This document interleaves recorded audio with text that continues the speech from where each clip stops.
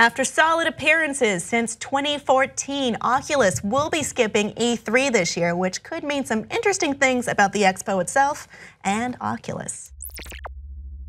So there's in other news, E3 isn't as cool as it used to be. It's never as cool as it used to be. Nothing is ever as cool as it used to be. But E3 is making a big change this year in that it will be allowing non-industry professionals into the expo itself, which would make it more on par with gamer-friendly experiences like PAX and the PlayStation experience. Because in the past, it's always been industry and press only, and it has kind of lost some steam in that way. And we've seen many companies jettison themselves away. I mean, Disney Interactive ditched last year, but then they had a major shift in their company as well. We saw Activision go, we saw EA form EA Play, which is an offsite event that was open to the public and will be open to the public this year. And now Oculus is gone. Yeah, I mean, there's two big reasons to not go to E3. One is you don't have anything new, and Oculus doesn't. They haven't announced any new hardware or first-party proprietary software. And two, it's lame.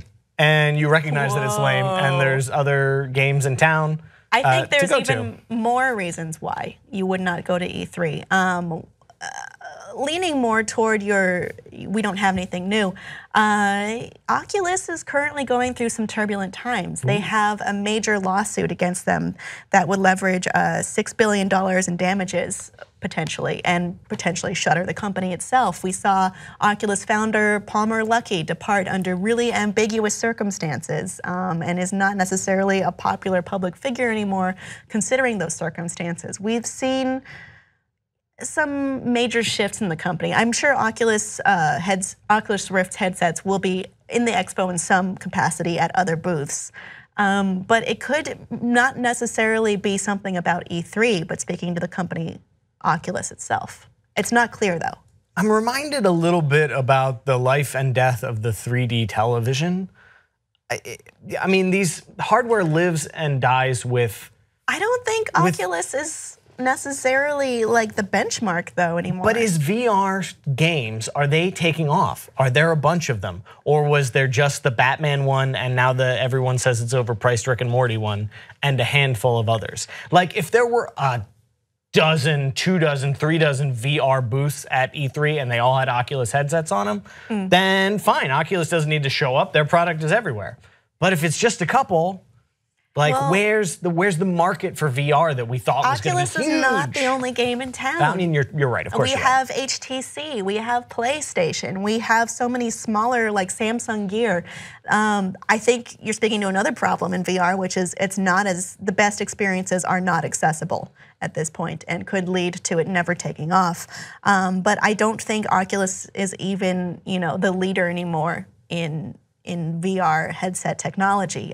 I think the Vive, I really like the Vive, and they don't seem to have as many issues as Oculus has on a more micro level from the company.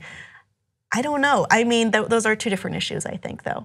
So we're going to get companies that will do it better than Oculus in the future once everyone learns the lesson from the first round of hardware. But if the software support isn't there, if the games aren't being made, then no one's going to get funding for better hardware in the future. Listen, I went to the porn VR booth last year at E3, and that place was poppin'.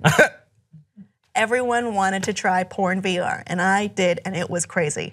Check out that video on NerdAlert. I don't think this necessarily speaks to VR as a whole. I think it either speaks to Oculus on a micro level or the idea of conventions on a macro level, because we also see similar things with major studios and San Diego Comic-Con, which is we're not doing our announcement here. We're doing our announcement on our own time on the internet, however we want to. We're going to make an event all about us instead of a big event where we're just a small component. So I think it may be one of those two things, or at least the second one.